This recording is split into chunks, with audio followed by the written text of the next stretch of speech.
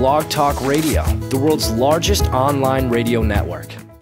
Welcome to the Tribute Series, where we pay tribute to the stars. And here are your hosts. It's Doug and Pam.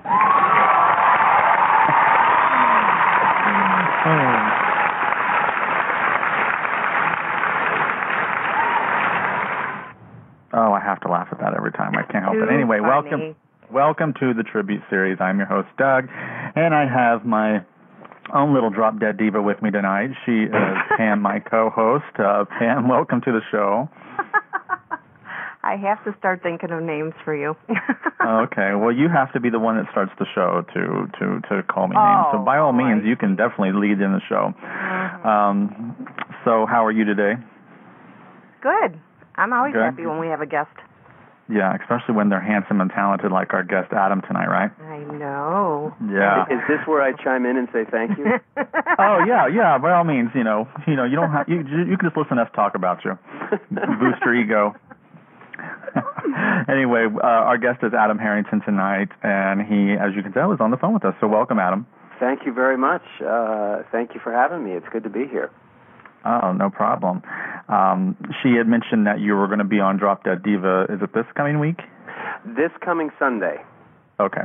Yeah. So I will definitely. I've missed a few episodes. I got to go get caught up, and then I can see you on my television, because I do miss you on my television, because Secret Circle is no longer with us, and Queer as Folk is no longer with us, and those were two of my favorite shows. Oh, really? Yeah, those were cool. And you were fantastic on your arc in Queer as Folk, I must say. I missed that show. That was a classic, beautiful done show, and we needed that for our community. We needed something like that, and you definitely came in right there at the end of the series and showed your stuff, per se. Well, I love his little suit thingy he wore.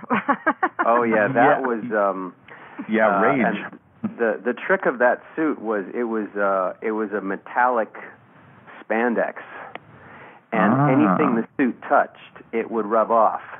So I couldn't. Once I was in that thing, I couldn't really sit or anything. Mm-hmm. And we had to get me on set. The other thing is that it was skin tight. Yes, it was obvious. But I'm not sure what was in there, if that was you or not. But I had some padding, but I thought I was going to be able to get away with some underwear, and that just wasn't going to happen. So there was some stuff done to keep the censors at bay, but that was pretty much it. Yes, when you made your appearance, I was like, pause, rewind, pause. Well, thank you. I'm very flattered. They did a good job with that, because going through the series itself, watching Michael and Justin create this comic book, and when it was coming to become a film, I was like, God, who are they going to be to play Rage, aka Brian's character? And wow, they did a great job when they found you. Well, I was you know what, I was happy to come in, and like you say, at that time, excuse me, that series really pushed envelopes in a lot of ways. Not only exposure for that community, but a lot of controversial issues. And I remember being in L.A. for the season premiere of the 5th season. So I came in at the end of season 4 and finished my storyline at the very beginning of season 5. And they knew it was going to be the last season. And I was in L.A., and to hear them get up and speak, the creators of the show and some other people, and hear them talk about when this show came and the political changes that had happened while it was on. I was very happy to get the gig when I got it, just to be involved. But I was really proud of being able to be involved in that show, considering, I think when it first started being cast, nobody would submit their clients. At that time, a show like that in Los Angeles, or in America anyway, people weren't going near it. And it wasn't until Sharon Gless signed on. She found out about it, went after it, and it was only after she signed on that agencies were comfortable submitting their clients. Yeah. Isn't that something? Yeah, and I just remember, well, I think it speaks very highly of Sharon, as well as the other cast members that came on, but I just thought, wow, things have things have definitely changed. Yeah, I mean, I wish they would bring another show of that caliber back to to cable. I mean, of course, Showtime or HBO would have to air it because of the content. Thank you, the word I was looking for. But it was short-lived. It was only 5 seasons, and I was really hoping for more. And I've always wanted to have a reunion show, but they've never done that. Where they 10 years later, where are they now type thing, and it blasted them all off to different projects. And now you recently were on The Secret Circle and worked again with Gail Harold. And how was that to reconnect with him? Well, it was fantastic working with Gail. Gail is, I think, an incredibly talented actor, and he's the nicest guy as well. But he and I had never met. Oh, you didn't? No, we'd never met on Queer as Folk, because me playing the actor playing the comic book hero that was based on him, we never had any scenes together, and he was never there when I was there. So the first time we met was meeting at the hotel, getting into the transport vehicle to be taken to set for Secret Circle. Which was kind of like, hi, Rage. Yeah, you were Rage, and I played you. Hi. How are you? Nice to meet you. I still got away with, I think, being less naked than he was in this series. Yeah. But we had, I think, the very first scene we shot in Secret Circle was the drowning scene from the pilot. Yeah. And that was just a great fun way to start. And we talked about how, our characters had probably known each other for a very long time, but it started out well. I loved working with him. I loved watching his stuff, and it would have been fantastic to see where they took his character and my character in a second season, but I was just happy, to get the chance to kind of come full circle in a way in the time that we did have. Yeah, it's such nowadays. I mean, I'm 38, so I've grown. I'm still young, but not up there. But when growing up, TV shows used to last forever. They would be on for 8 or 9 seasons, or longer or shorter, rough about. And now, no show gets a chance. They're either canceled 2 episodes in, or canceled and they have unaired episodes, or they get 1 season and they're not picked up. One of the 2 that really pissed me off this year was The Secret Circle and Ringer. Those 2 shows were a complete season.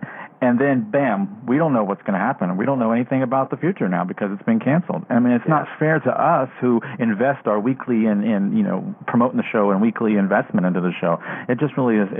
It's sad for us, but it's also sad because of the crews and the actors and actresses and creators of the show. And and Secret Circle was such a great, unique show. Sort of like the Craft and. And I look in your resume, and you've done a lot of these like sci-fi type guest stars as well. So you really must like that type of thing, or hey, that's just a job that came about that time. I'm not sure which is which, but you've done a lot of like Star Trek and a lot of the other type of shows, Millennium or something. I believe that was one of them. I did. Millennium was one of my first. Well, I lived for a while in Vancouver, Canada, and I'm not sure if you know how much is filmed there, but Vancouver has a lot of sci-fi stuff. I think the geography is good. It's raining. It's dark. Even the architecture is slightly surreal and modernistic, and I think it lends really well to sci-fi. So when you're living there and working, you can't help but end up working on a lot of sci-fi stuff. Yeah. And was X-Files up there too? X-Files was, I think the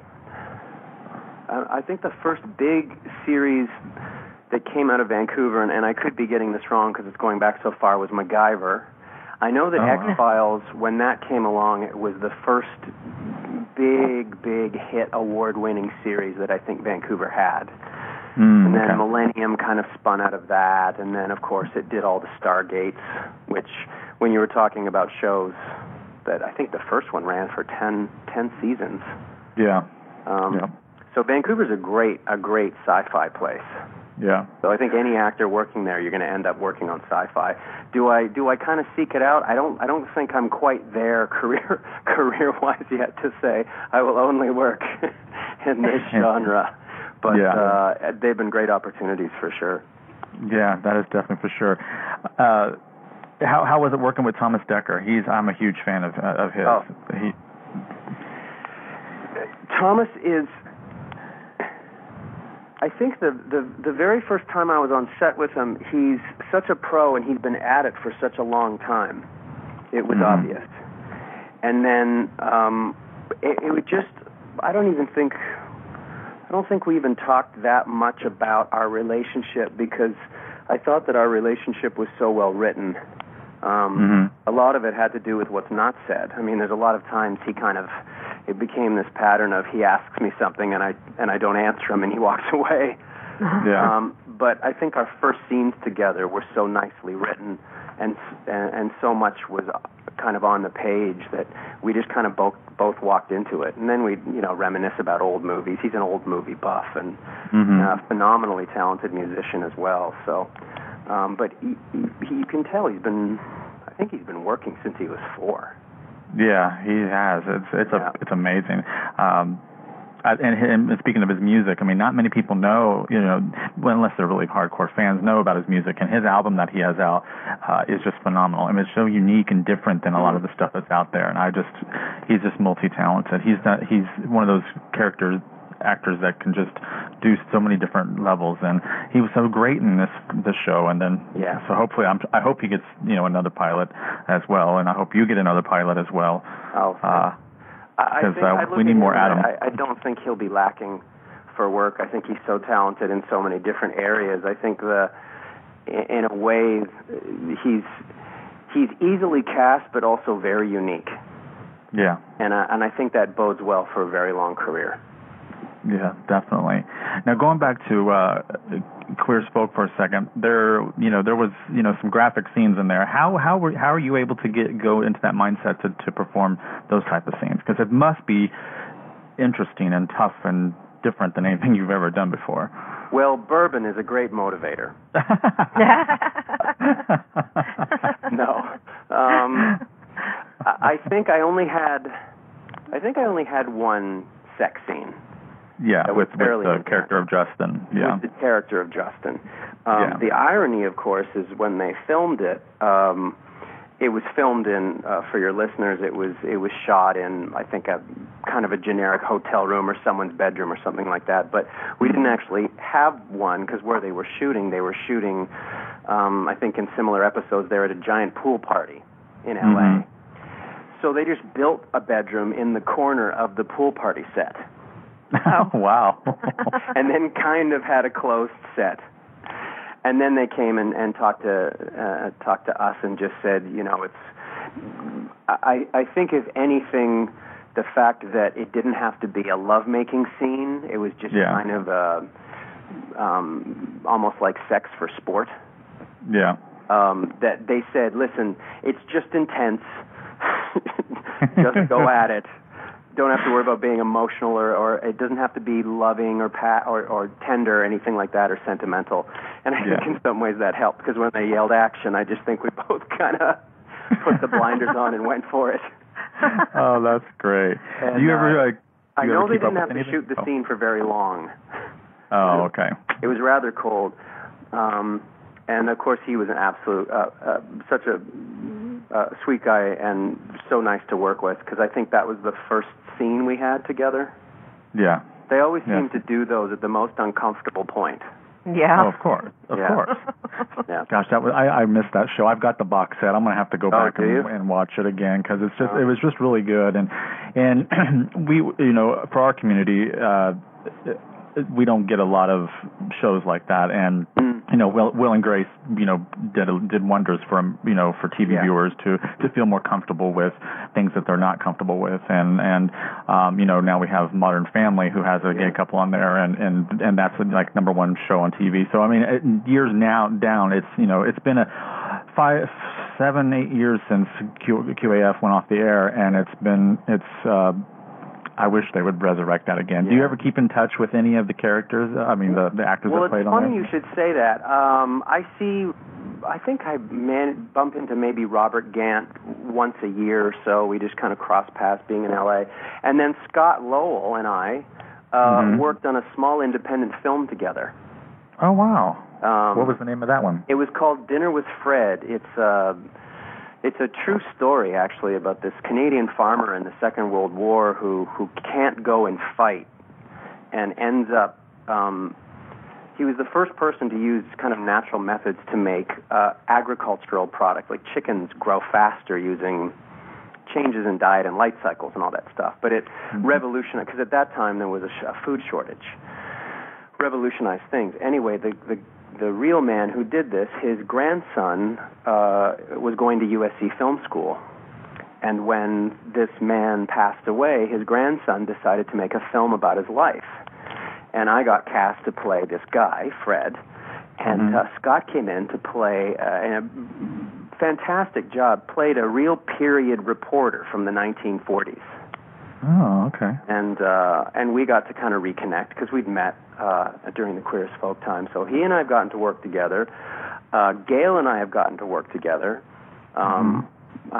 Robert Gantz and I cross paths occasionally, and as well as Peter Page.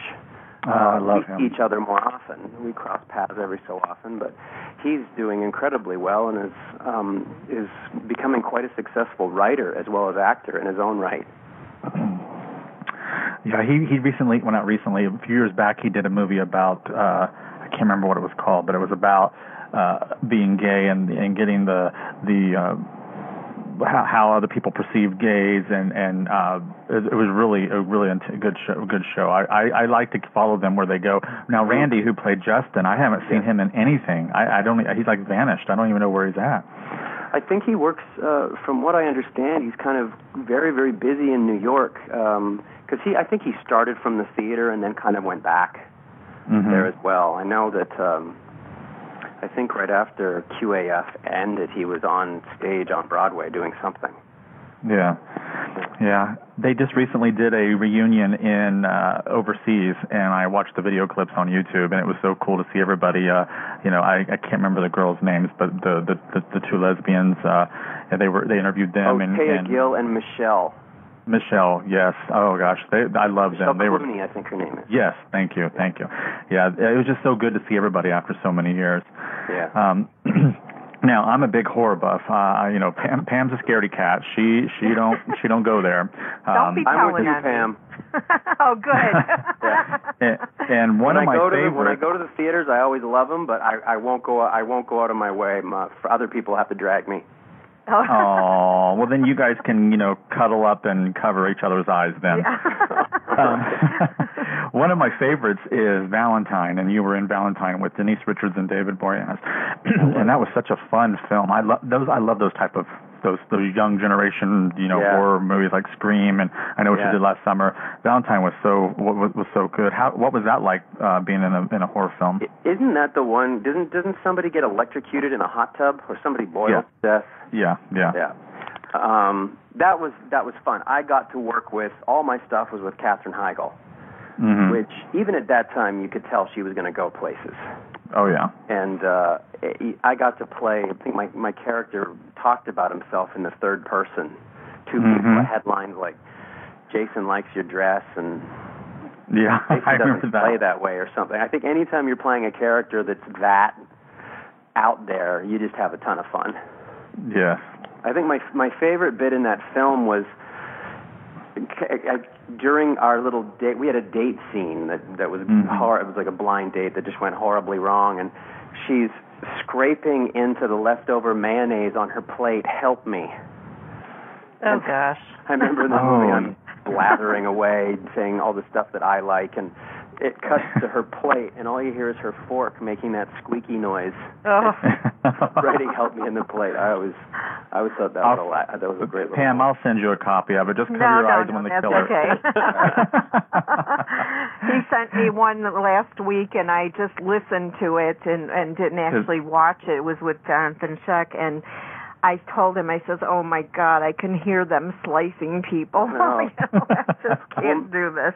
Maybe what can do now is now you can go back and watch like the original Friday the 13th. That it's been so many years and special effects have come such a long way. It may actually be funny to you now. Oh no, that's okay. Thank you. No, just no. Only if you'll come watch it with me. Oh, all right. It's a date. Well, if you can't watch them, how do you get into a movie like that? I mean, just because you know it's not real, but yeah, Valentine was the only horror movie, as far as I know, that I've done, and I didn't have any horror scenes. My character was kind of brought in as a foil that you thought he may be the killer, but he wasn't. Oh, okay. So I've never had to, been faced with the challenge of, screaming as my latex face gets pulled off or anything like that. Mostly what I've been shot and things like that, and to set up those kind of stunts, there's enough anticipation and safety going on that you naturally your adrenaline starts to pump a bit, and when they rig you for like a bullet to go off, they actually rig you with a tiny little explosive to blow the blood pack, and you're either on remote control or there's wires kind of running down your leg over to someone, so it kind of already puts you in that state because you're kind of being wired like a bomb. Yeah. So it's not too much of a stretch to respond to this. Plus, when those things go off, you get a good thump. Oh, I would imagine. Yeah. And you were also in Dexter. Now, I watched maybe the first season of that, and it was I think it was on CBS or something, and didn't realize that the next season, I think it was, all of a sudden it wasn't there. So I thought, okay, well, they must have just canceled it, and come to find out that it was on cable. But then I thought, I don't know if I want to go back to that, because that was a bunch of bloody, gory stuff, too. That was a lot of blood, too. That's a great show. I love being on Dexter just because I'd watched it for years, and, Michael does such great work. I would have easily dealt with my horror phobia. Yeah. Again, I got spared. I played a cop. I wasn't really covered in blood ever, so. Yeah. Now, when you left Queer as Folk, did you get right into Show Me Yours, the series Show Me Yours, or were you working both? I'm trying to remember. I think I had done the first season of Show Me Yours. That's how I met the casting people for Queer as Folk. Oh, okay. And then I think I did the second season of Show Me Yours after that, or anyway, it was in around the same time. And of course, that was going in a direction similar to kind of Drop Dead Diva, which was much more tongue-in-cheek, much more lighthearted fare. Although I think I was semi-naked in that as well. Yeah, you were. Kind of sensing a theme. Yeah, I didn't watch that, so maybe I need to find that. Yeah, I YouTubed it to see, and yeah, you were kind of naked. So I guess that wasn't on regular TV, was it? Was it on cable? We had in Canada. There's a network called Showcase. And at that time, anyway, it was kind of similar to Showtime. It showed like the Red Shoe Diaries, I think, aired on Showcase in Canada, and could get away with much more, pushing the edge with the content. But that show was a very tongue-in-cheek sex comedy where a psychologist and a biologist are forced to write a book on human sexuality together. So her point of view is all Freudian and psychology, and his was animal instinct. People don't think they do. And they're forced to write a book together on human sexuality by interviewing people, and then it becomes a when will they or won't they sleep together. Oh, okay. Yeah, I'm going to have to look for that, because I just looked up on Amazon, and you can buy the two series, the complete series, so I'd like to watch that, because we didn't have that down here. And it's almost a mini-series. They were only 8-episode seasons. Oh, okay. So it's only 16 in total, but it was a lot of fun. Of course, every week they would interview somebody new who was dealing with some sexual aspect of their life or the way they look at things or a relationship, and then, of course, we would argue about who thought what about the situation as a whole prelude to our own relationship. But that was shot in the dead of winter in Toronto, Canada, which is like Chicago in the wintertime. Yes. Yeah, exactly. I'm always yelling at Canada when we get the really bitter cold weather or a lot of snow or something. Keep it up there, guys. Quit putting it down here. Yes. A couple weeks ago, we had Seth Peterson on. He is from Burn Notice and on USA. And I did a little, foot and mouth thing. I was looking on IMDb, and a lot of the movies that people have been in, I haven't seen since they first came out. And it's been 10, 15 years. This movie that I was going to talk about with him was on, and he was in a movie that was called Can't Hardly Wait with Jennifer Love Hewitt. It was back in the mid-'90s. And on IMDb, it said Keg Guy. So Pam, do you remember what I'm going to? You do what I'm going to say? Yes, I do. Okay. So I was like, oh, I see you were an extra in Can't Hardly Wait. And he's like, oh, well, thanks for calling me an extra. I had lines, I mean, he was just joking. Because when you see Keg Guy, that looks like just an extra part, or, that you were just, holding a keg or something. I didn't remember. It was 15 years ago. But anyway, he was funny about it and stuff. Well, I was just getting ready to ask you about one of my other favorite movies, because it says Cute Guy. Before I say extra or anything, you were in Connie and Carla, which is one of my all-time favorite films. That is the most hysterical film, but I won't. What was your role? Because it just says Cute Guy. Did you speak? Because I don't want to degrade you. It was a setup to reveal where they were in Los Angeles. They, of course, the premise of the movie is, I think they see something, a mob hit or something. They have to escape because they're going to their lives are in danger. And they end up going to L.A. and going to a club. And it sets up the idea of them doing their routine somewhere. Yeah. But they quickly realize they're dancing with these two guys. I was dancing with Tony Colletti, and the guys turn and kiss each other, which kind of drags them down the rabbit hole, so to speak. And they realize they're in a gay bar, and then they see drag queens come out and perform, and it gives them the idea of hiding out by being performers in the bar and doing their show. So Cute Guy was one of the guys that kissed. Oh, okay. All right, I'll have to go back and look for that again, because I don't recall that. And once again, that was 8 years ago. So I've seen so many movies and TV. Yeah, it was a blink and you'll miss me. Oh, okay. One of those things. Okay. But I think at the time, I think they had phoned. I forget what I was doing at the time, and they said, "Listen, we're doing this movie. We're having this problem." Because I think I had done Queer as Folk by that point. I'm not sure.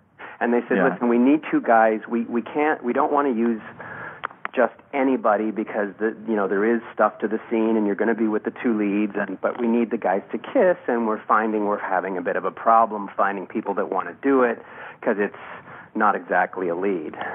And I think I said, I don't care.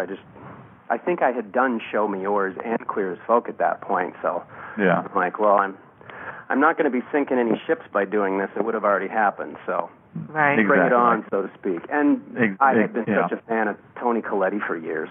I was like, oh my God, she is my all-time favorite actress of all she's time. Great. And she was so nice. So nice and so sweet. And I'm like, I don't care. I'll dance with her and kiss a guy just to meet her. Exactly. I mean, and did you know, and I don't know if Pam, that she sings as well. She's got a band. Oh, really? Oh, yeah. Yeah. She has a band called Toni Collette and the Finish, and there's only one CD out that came out maybe 6 years ago, and it is the most beautiful CD, one of the most beautiful CDs I've ever heard. And I wish she would make more, but she's been busy with her last, with her movies and her United States of Tara, that's on cable, and so. But I hope she goes back to it. That's really good. But yeah, she's phenomenal. I mean, I first fell in love with her when she was on the one with Bruce Willis, The Sixth Sense, when she was on Sixth Sense. That's when I first saw her. I remember that scene in the car where the kid's telling her about her mother, I think. Unbelievable. I remember thinking at that point she was just extraordinary. And, of course, Muriel's Wedding. That's the one I've discovered her in. I love that movie. That's one of my favorites. I remember that movie premiered at the Toronto Film Festival. And at that point, ABBA was still kind of everyone's dirty little secret. Yeah. It hadn't quite had it. Mamma Mia hadn't happened. It hadn't had a big resurgence. And I remember the director just kind of walked out front to everybody before the movie started. And all he said was, I hope you like ABBA. Oh, no. And let the movie roll. And, of course, it became this massive success. Yeah. Now, when you got cast for The Ugly Truth, you were able to reconnect with Katherine Heigl that you did Valentine with? Yeah. We were, of course, at a fantastic location in Temecula, California, at their balloon festival, which happens every summer, and I'd come to set to do my stuff. I was only there for one day, but of course we reconnected and joked a bit about how far we've come since Valentine and how much things have changed and all that stuff. But again, very, very sweet, and nice to work with her again, and nice to kind of play with her again in that comedy vein. Mm-hmm. She does comedy very well. Yes. What's that? And she's done. Oh, go ahead. I said she does comedy very well. She does do comedy very well. She really suits it. I think just because her, from the 2 times that I met her and got to spend some time with her, kind of very, very good sense of humor, very eager to enjoy finding laughs and stuff. Yeah. When we book someone and I go through and I do all the research and take all my notes and stuff, I'm always like, there's like 6 degrees of separation in Hollywood, I swear. It just seems like one person that I love, you've worked with almost everybody. You were in a film with one of a great actress and actor, Mila Jovovich, Faces in the Crowd. And that movie was so trippy. And Pam, it's not really horror; it's more of a thriller. And I'm going to send it to you, and you're going to watch it, okay? Okay. But I need and it's also got Julia McMahon in it, who was from Nip Tuck and Daytime as well. But I don't remember. It says your name was Bryce number 8, so I don't know if you were a face, one of the faces that she was seeing, or what was her role? I haven't seen the finished product movie, so I can finished product of the movie. So I know it was shot though. Early on, I of course play the setup for this movie is that she witnesses a trauma and loses the ability to recognize people's faces, which is a genuine diagnosable problem. Mm-hmm. So I think in the first chunk of the movie where we're making love, and my face keeps changing to the different Bryces. Yes, I remember now. There's a scene somewhere, I think there's a court scene, or I'm meeting her somewhere. It happens a couple of times that I'm running into her, and I'm just one of the many faces that are confusing her. But I remember we did have a bedroom scene. Mm-hmm. And again, I thought, I see a common thread here. Yeah. Something's happening. People like to see you naked. I mean, and if any listener wants to really go and see him naked, you can YouTube Connor James from Queer as Folk, and there's a clip of all his scenes put together in one. Boy. Well, someday I'm going to look back when I'm 80, and as we all should, and think, I don't know why any of us ever wore clothes. We all looked fantastic when we were younger. What do you do to keep in shape? I exercise, go to the gym, do yoga. I really enjoy surfing, so I'll do that a lot. But in my family, we're all very athletic. I think we're just hardwired to want to exercise as a way of feeling good. And then, of course, being in this career path, you recognize that in order to be marketable, depending on what categories you fall in, it's good to stay in shape. And so what can you tell us about, if you can, about your role this week on Drop Dead Diva? I can tell you many things. I can tell you that Joan Rivers is coming back. Yes, in this episode, and she's fantastic in it. I can tell you that the character of Owen returns. Yeah. Now, if you've been following the season, Owen proposes to Jane and then disappears. Well, this episode is when he comes back, and it's a big, big, big twist in the plot as to why he was away. Is he already married, I wonder? I know you can't tell me, but these are thoughts that go through my head. I know you can't. I'm watching it anyhow. I love that show. Me too. Good. I think it's a fantastic show. Brooke Elliott I'm surprised she's not nominated for what she does. The whole cast is fantastic. Mm-hmm. But I would not have, I could never have guessed what happened, why he went away. Oh, God, can we get to Sunday already? Goodbye. I know, right? I want to see it. It's a big twist. Yeah. And what role are you playing? I come into the episode, I come into a lawyer that's going against Jane in a case. Jane is defending, on top of all that stuff going on, Jane is defending a woman who is eating her dead fiancé's ashes. Ew. Oh my God, gross. Yes. And I'm playing the lawyer who is representing the boy's mother. And she's trying to get the ashes back. But it's a fantastic case.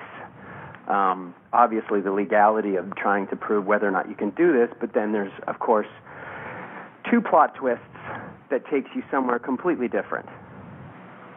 Wow. About why she's eating the ashes, anyway, it was a great episode to work on, and it's between Owen coming back and then the plot twist within the case, because when I first read it, I thought, oh, come on, you can't do this. Who's going to eat ashes? This isn't believable. How can you? But it's brilliant the way it's written, and it actually makes a strange amount of sense when you see the twists played out. So it was great fun. And in the episode, the actor who plays the judge in the episode is Bruce Davidson. Oh, okay. Now, for people know way back, Bruce was Willard. Mm-hmm. Yeah. That movie. Yeah. And of course, he's done the X-Men movies and Longtime Companion and stuff. But I had worked with him recently on a short-lived HBO series called Luck. Yeah. Yep. So it was fantastic to walk on set and to see him. And he's a great guy who's telling all kinds of stories about, Hollywood, and it was nice to get the chance to work with him again so soon after doing something that was, had such promise to it that unfortunately kind of went the way of Secret Circle. Yeah. I know, like we said earlier, so many shows don't even get a chance, and it seems like it's just so bad nowadays. I mean, scripted television is so important. We have so many of these reality shows that are hogging up every station on DirecTV and all these boxes where you have like 1,000 channels to choose from. No wonder people have ADD anymore, because there's so many to choose from. I mean, doing this show, not only do I want to watch my shows that I normally watch, I have to also, watch the shows of the guests so I can at least be familiar with their characters and stuff. And it's just mind-boggling. There's so many shows, but then you get invested, and then you read online, oh, this show got canceled after 2 episodes. I think 2 episodes. And the prime example was last season there was a show on NBC called The Playboy Club, and it was set in the with Hugh Hefner back in the 50s and stuff, and it was fantastic. I loved the show. 2 episodes in, I was all suspensed, and then boom, it got canceled. And I thought, how in 2 episodes can you really determine that? I mean, I feel bad for the crew and all that, and we don't get to see the unedited episodes and stuff, so it's just really tough to really, I mean, it's hard for me to take on a new show because I'm afraid of that, happening. We never know. It's just a gamble you have to take. And luckily, we got a full year, a full season of The Secret Circle. I mean, we all want more, and we've all did our petitions online to bring it back, but that's still going around. Yeah, we're still trying to find a way to bring it back, but it does. I guess they don't listen to us. Yeah, well, I think it's the powers that be. I think with that again, CW had there was just kind of like a bad coincidence. The show struggled to find its audience throughout its season, and it kind of changed and morphed and stuff. And then on top of it is the CW had a great chunk of pilots that came in for this next season. Yeah. And it was a very expensive show to shoot between all the cast members and all the special effects. And I think it's just, unfortunately, it's the flip of a coin and one of those decisions where there was just a good amount of really solid shows coming in, and I guess they felt that, those loyal fans that love Secret Circle may also like something new. And, maybe they'll like that. But Drop Dead Diva, 5 seasons now. I mean, hello, that's amazing. And the numbers are getting better, and, I think I didn't know the show too much before I worked on it. I was kind of like, a little Lifetime show, and, it's kind of funny stuff. But it's kind of become my guilty pleasure just because it's kind of lighthearted, but it's got good messages, and it's done well. And it's kind of fun to watch something like that these days with all the, I could watch news and probably just hide under the bed. Exactly. Yeah, I watch the news to get the weather, and that I don't even do much anymore because I just look on my phone to see what it's going to be like because the news is too depressing. So we want, things that, escapism. We want that. Yeah, like, the sci-fi element of Secret Circle, everybody's witches, and, those great universal themes of teenage adolescent angst and how it comes out. And then, again, with Drop Dead Diva, the idea that you had this kind of vapid model who comes back, very good-looking vapid model that, goes to heaven and gets sent back to Earth into the plus-sized smart body of a female attorney. Yeah, and I can't even imagine anybody else playing Jane. I mean, I think she's just perfect for this role. Yeah, she was great and lovely, absolutely lovely. Yeah, and Margaret Cho had to be hysterical on set as well. I know, and she's nominated. She's got an Emmy nomination. I saw that. That's amazing. For Kim Jong-il, I think, on Saturday or on 30 Rock. On 30 Rock, yeah. This week hysterical. She's calling herself Lady Bodacious, and she wants to start a rock career. And she actually has a fantastic voice. Yeah, she has an album out. Historical references to Lady Bodacious and what it meant, and she's honoring that and bringing it to life. So she's hysterical. Yeah, and that was a show.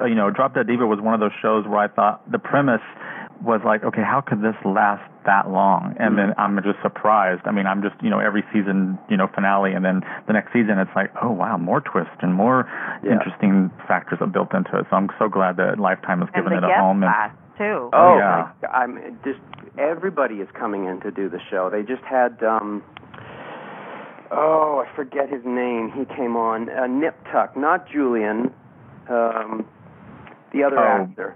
Yeah, he's in the new show called Unforgettable. Yeah, I know who you're talking about. I know he played Sean McNamara on Nip Tuck, but I can't think of his name. Yeah, and I can't believe I'm blanking on his name because I know who he is. I know, me too. God, I hate him. Who else is? Ben Feldman, who just also got nominated for an Emmy for his work on Mad Men. He'll be coming back well this season to Drop Dead Diva because he was. I miss Fred. Do you? I do. I love Fred. I don't like Fred. I don't like the new guy, but a lot of people really loved Fred. He was a very sweet role. Yeah. I mean, the new guy's okay, but he's no Fred. I need him back, especially with Stacy. Oh, yeah. Going back before you did all this stuff, where did you grow up? And I think I read that you got a master's in marine biology, so that's a huge difference in acting. So what took you from one genre to the other? Well, when I was a kid, I liked killer whales, and I liked the ocean, and I liked acting. So my parents were very shrewd and decided to make sure I got an insurance policy, so to speak. So I started scuba diving when I was 17. I went to college for marine biology. I went to grad school. And this was in all near Toronto, Canada. And then I moved across the country for a job in my field. I was curator of an aquarium. And while I was there, I had, finished all my education. I was working in my field, and I kind of thought, well, I know what this is going to look like because I've gotten the education and I'm doing it. If I ever wanted to do something else, now is probably a good time. If not, I should stick to this. And acting I'd always kind of done it unprofessionally. Always gone to the movies, being insanely jealous of what the actors got to do. And I decided to switch. And I was living on an island near Vancouver, Canada. So I moved to Vancouver. I packed up my scuba gear and got a bartending job because, the old cliche of being a waiter, it does give you the flexibility of going to auditions. Yeah. And, I started from there. I think the first job I got, I did an independent film, and then after that, the first job I got was the pilot of Stargate, the TV series. Okay. And I was really excited because I got to walk through the gate. Ah, yes. That had to be amazing. That was amazing. Of course, it's much different after they get through the special effects. So what you see on television is infinitely more exciting than what you actually do on set. Yeah. But now, do you ever watch yourself back in your guest spots and your roles that you've had? Do I ever watch myself? Yeah, like, do you ever, like, if you're on an episode of Millennium, did you watch that episode to see how you do? Do you ever critique yourself, or? Oh, I can't. I'm not good at watching myself.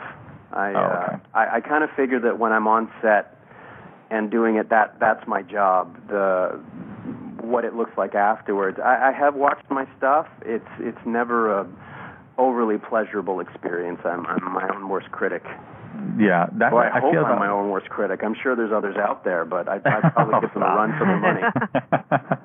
Well, with your interest in marine biology and your acting, if they ever do a Jaws reboot, you can go do Jaws since you've been. Right. I think from your lips to God's ears, as well as my mom's. Oh, really? I think that's what she thought. I think my dad thought I could. There was a series in the '60s called Sea Hunt. Yeah, I remember. And I think Lloyd Bridges was the lead of that. I think my dad was. You could do Sea Hunt, or some type of Jacques Cousteau. Yeah. Yeah. There you go. That was a popular show back when. Yeah. Yeah. I remember my parents watching that. Yeah. Yeah. So hey, you've still got a long career ahead of you. So I hope to see you in a nautical role. That would be. It would be a blast. Yeah. It wouldn't be a heck of a lot. Those are one of those. I mean, there are many jobs where I feel very blessed and very lucky to do what I do and get paid for it. And I'm always so touched when something I do, somebody responds to it and it makes them laugh or cry or be afraid of me or whatever. Just gives them an enjoyable couple hours entertainment. But yeah, I think if I was ever in that position to do something like that, I would really be just feeling I can't believe I'm getting paid to do this. Yeah. Now, are you a video gamer at all?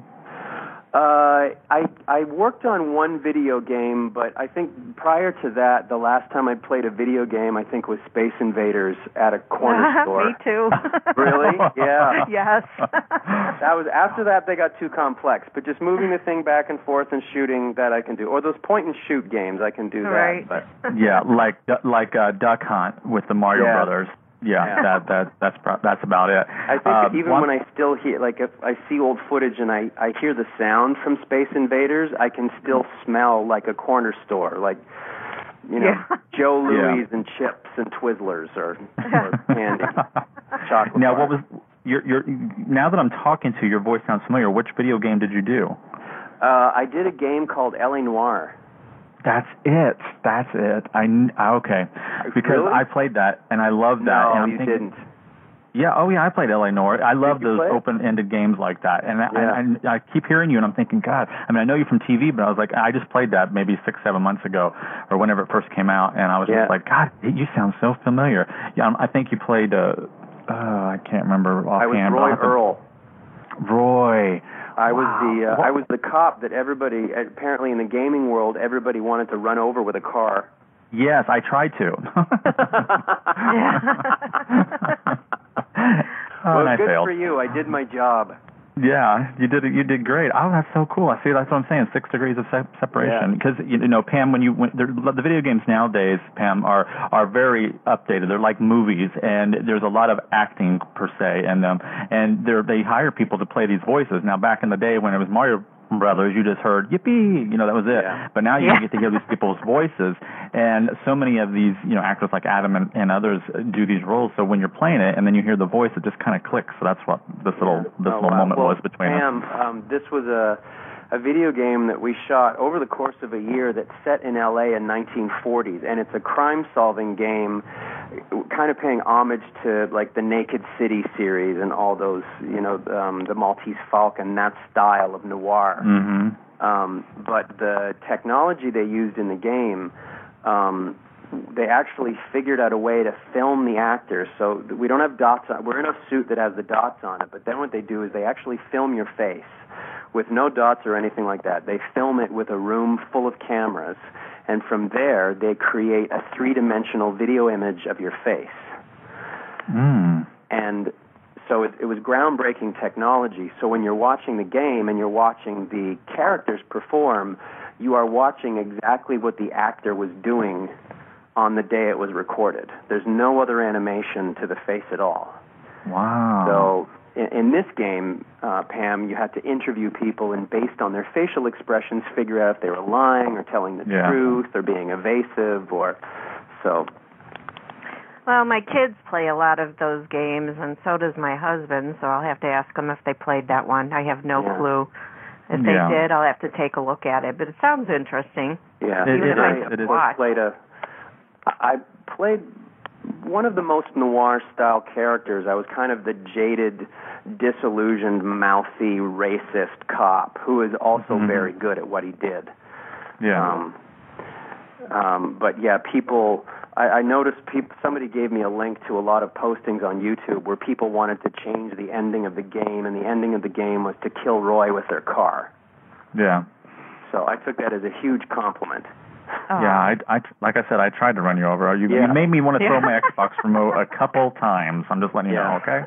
I when we were doing it, I thought, well, hopefully people will love to hate me. Yeah, I did. But now I love you since I know who you are. And I would be sitting there probably saying, no, don't kill Adam. No, I think if you watched it, you'd be like, okay, I like Adam, but he needs to die. No. Now, there are two... Be hurt. Yeah. There are two shows that are on currently, well, they're on hiatus right now, that I personally would love to see you in, and that's Revenge and The Walking Dead. I think those two, you would be excellent guest stars in that. I would love to work on either of those shows. That would be awesome. Yeah, I can definitely see. I'd like to see you play I like to see you play a bad guy. It's funny you say that because right now I'm shooting an episode of CSI. Mm-hmm. Oh, good. I think it'll be episode number 2 of the new season, and I'm playing a very bad guy. Oh, good. Thank you. Yeah. Thank you, Lord. Yeah, I love CSI too. Oh, yeah, I do too. Yeah, definitely. Oh, good. I just love seeing the vast differences in roles, from, especially with you've done such diverse roles. I mean, come on, Queer as Folk, and, dropped a Diva, Secret Circle, which is a sci-fi, and now to see you as a bad guy. I feel very lucky that I've been given a chance to play so many fun things and to kind of step into a variety of different genres and as well as, anytime you get hired, you're happy. But I feel very lucky that not only have I gotten to work consistently, but tried so many different things and met, as you have kind of seen, so many different people and so many people I've admired and are so talented. Yeah. Now have you ever done any Broadway? No, I have not. Do you dance? Do you play any instruments? Any instruments? I played the trumpet for 8 years. I belonged to a marching band, and it was a 250-member band of teenagers out of a little town called Burlington, Ontario, Canada. And we went all over the world. We went to the 40th anniversary of D-Day. We went to the Rose Bowl parade all over America, and I played trumpet. And then I played solo trumpet. So yeah, I did. Music was very important in my family when we were growing up. So my mom made me take piano lessons, and I hated it, which I now regret because it'd be awesome to be able to play the piano. So she said, you can quit piano, but you have to start another instrument. You have to pick something. Mm-hmm. So I picked the trumpet, and played that for 8 years until I went to college. Yeah, I actually had a lot of music in my life, too. Both of my grandfathers were in bands. Yeah. And some of my aunts and uncles and that played. But I loved it. And I think that's probably why I love music so much now. Yeah. And gambling. Please don't tell me that your love of music gave you a fixation on gambling. No. No, every holiday they always played cards and stuff like that afterwards, and I'd watch them. But no, I really never got into gambling, but I was just kidding on that. But they did play. Yeah. So it was funny, with music and cards. Yeah, and then as far as your question about Broadway, no, I think from going to marine biologist to acting, I think Broadway to start is those people are so amazingly talented and there's so much training and all that stuff.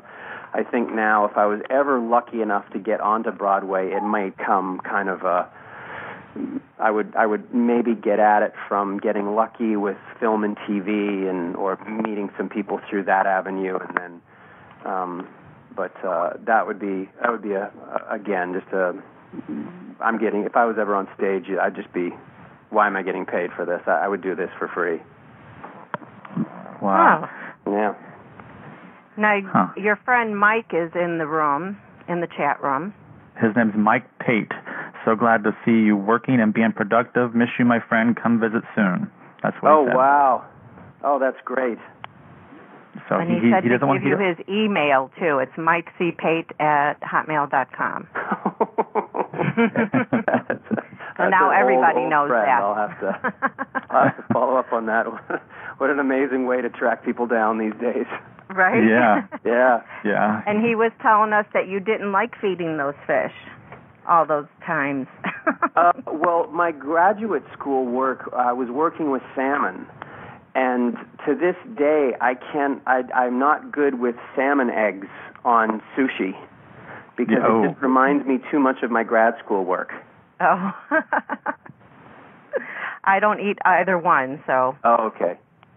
Yeah. Well, then you share my challenge. Yes. Yeah. Well, I've got some calls to a couple fans that want to say hi to you before we wrap up. So let's bring them on. Area code 518. Go ahead. Hi, this is David. Hi, David. Hey, David. Hey. Hey, Adam. I'm pretty new to your scene, but I'm going to catch up thanks to Doug and Pam. My question is to you, what has been the biggest obstacles in your career, and what have you done to overcome them? Oh, wow, that's a great question. I think one of the biggest obstacles I faced was, I'm not sure if you were listening to the broadcast, I had gone to school for science before I became an actor. So when I started acting, it was later in the game than most people. I was now auditioning against people that had been doing it for 10, 15 years.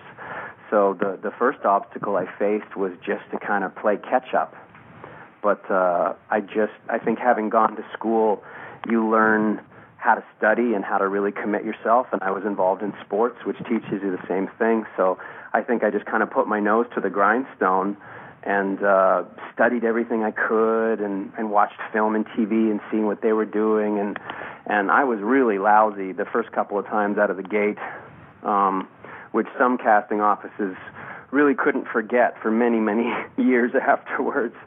But that was kind of a big hurdle, is one, to make the career change, and then two, to really focus on it and do the best I could to hopefully offer something, because I didn't really know what I was doing or how to do it.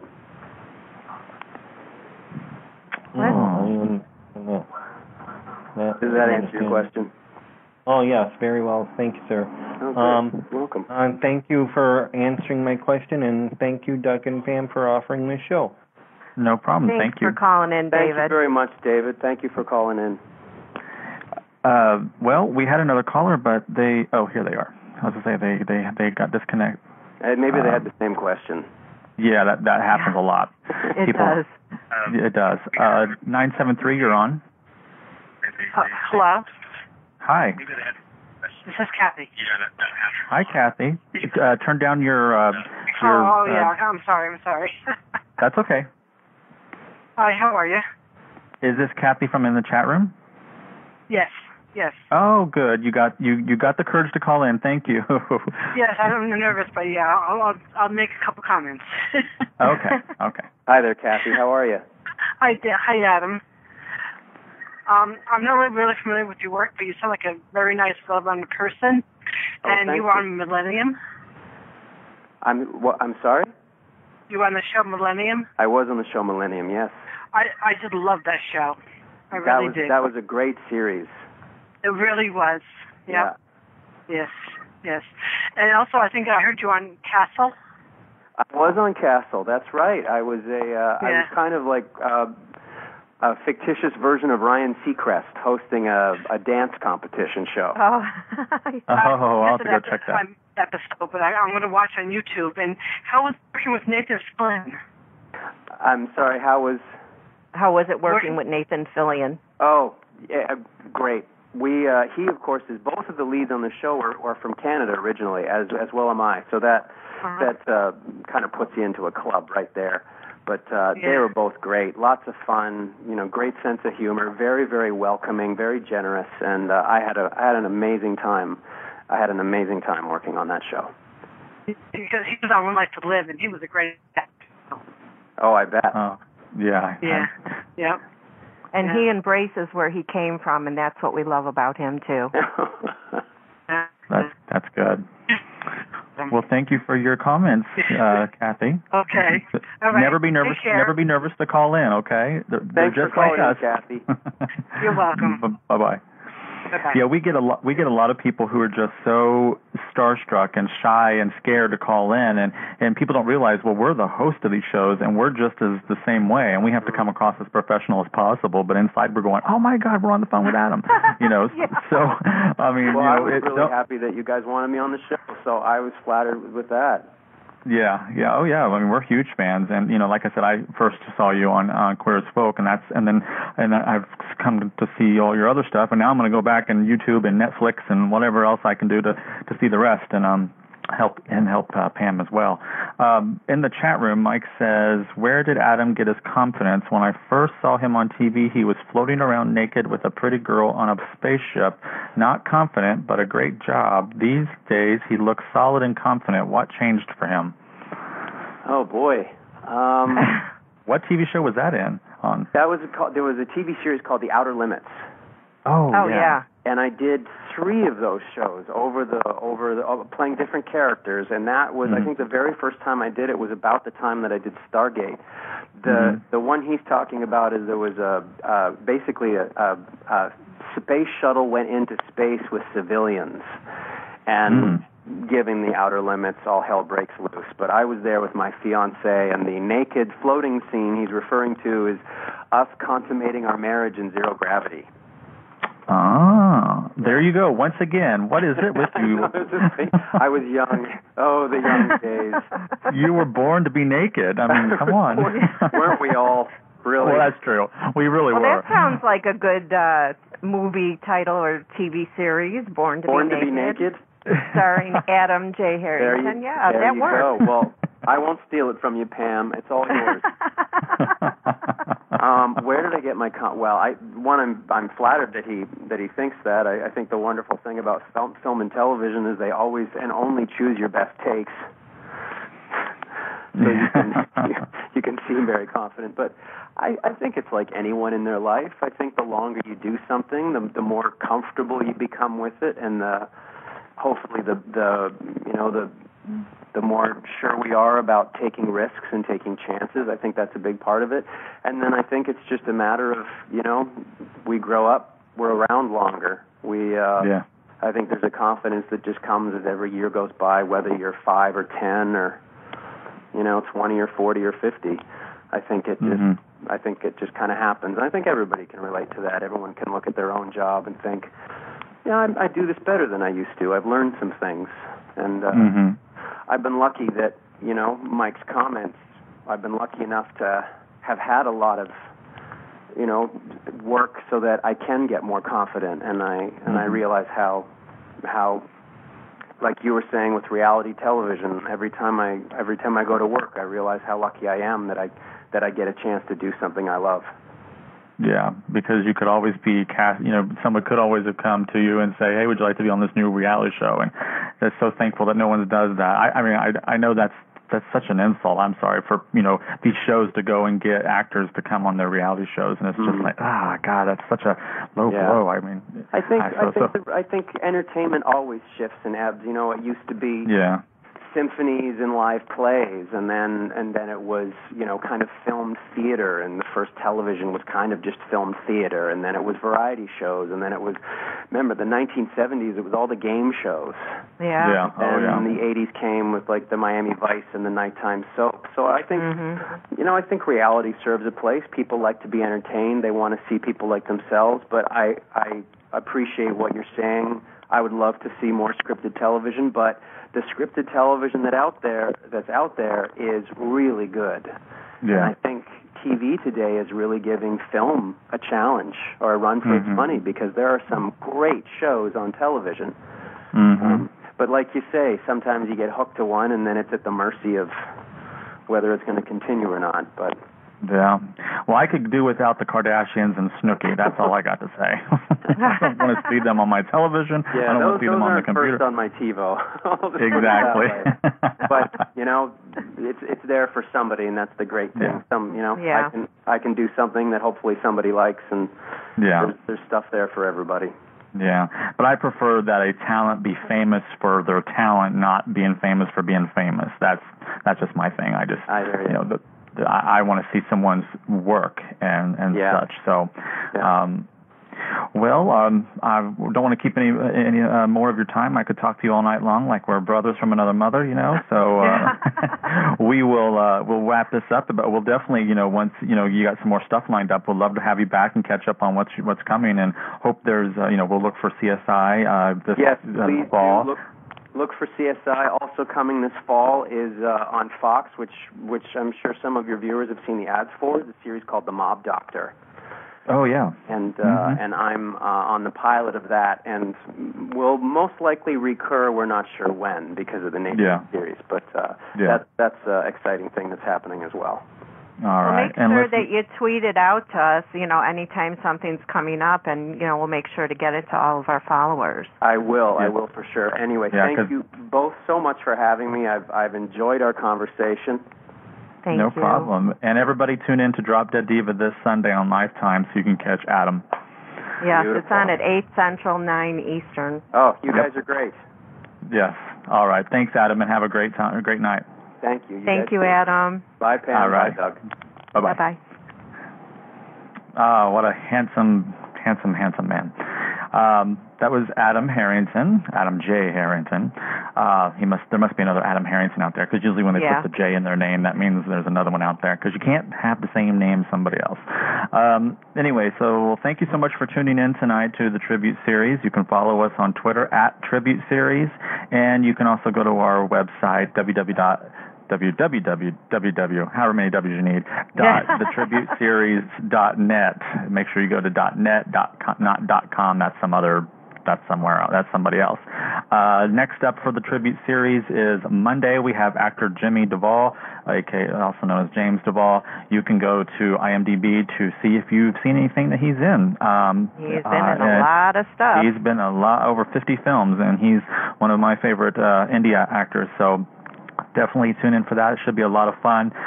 Then next Tuesday we have a Guiding Light family reunion. So if you're a Guiding Light fan from CBS that you don't want to miss, we have Ron Raines, who played Alan Spaulding, the patriarch of the show. We have Lillian Raines, played by Tina Sloan. We have Beth Raines, portrayed by Beth Chamberlain. So we're having a family reunion at 9 p.m. Eastern right here on the Tribute Series.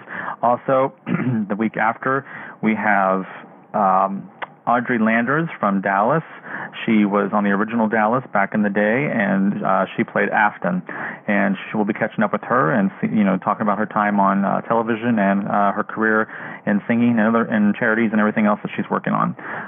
Then the 27th, we have Texas Battle from Marcus Forster from The Bold and the Beautiful. He'll be returning for the third time to talk about to announce the two winners from his giveaway to visit the set of The Bold and the Beautiful, and also have a lunch with him. So that will be great.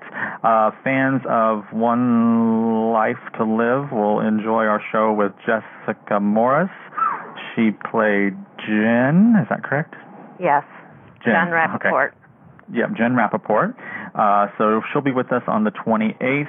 And then coming September 17th, we have Julia Barr, who played on All My Children as... oh, my God. Brooke. Okay. I just went blank. Brooke Chandler. Brooke Chandler, thank you. Yeah, I just went blank too. I've been saying this every night. So, yeah. So that's what we got booked so far. But, you can always go back and listen to any of our shows. If you're new to our show, we were also formerly known as the Soap Series, and we also had a second show called the Tribute Series. We decided to merge them together as we're going towards, not only daytime, but primetime film, musicians, actors, and everyone else. We have a lot of other people that we're working on getting, so definitely stay tuned for our Twitter Twitter account, Facebook account, which would be facebook.com/The Tribute Series. Click like and catch up with us there as well. And if you subscribe to our Blog Talk. Yeah, and then definitely. You'll never miss an episode because they send you out an email every time there's a show. Yes, every time I schedule a show, they send you an email to let you know, and then they send you a reminder like a half hour before the show, so that way you don't miss it. Because a lot of people are like, oh, I didn't know you had a show on, or but fans know that we're usually on 9 days, 5 days a week at 9, and but yeah, if you go to blogtalkradio.com/soap series, I haven't changed that yet because there's a lot of work involved with the links of our previous shows, but if you go to blogtalkradio.com/soap series, click on follow, and you just have to put your email in, and you won't get spam, you'll just get emails regarding our show, and that will help you not miss any shows. And then also we send out an email as soon as our shows are done, so you can listen to one that you may have missed that night. So it will help a lot, and it will also help for us to have more followers, so that way we can make sure you guys never miss an opportunity to participate in our shows. Thank you, David, for calling, and thank you, Kathy, for calling tonight. Adam was a delight. I'm going to go online right now and do some viewing of some of his works. I definitely want to see him floating naked in a pool with his spacecraft, right? Or whatever that was.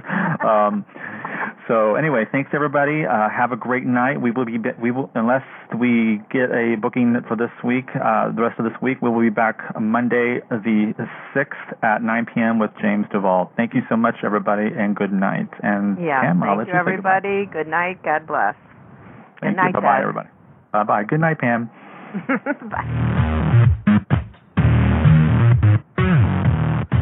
Blog Talk Radio, where millions of hosts and listeners gather.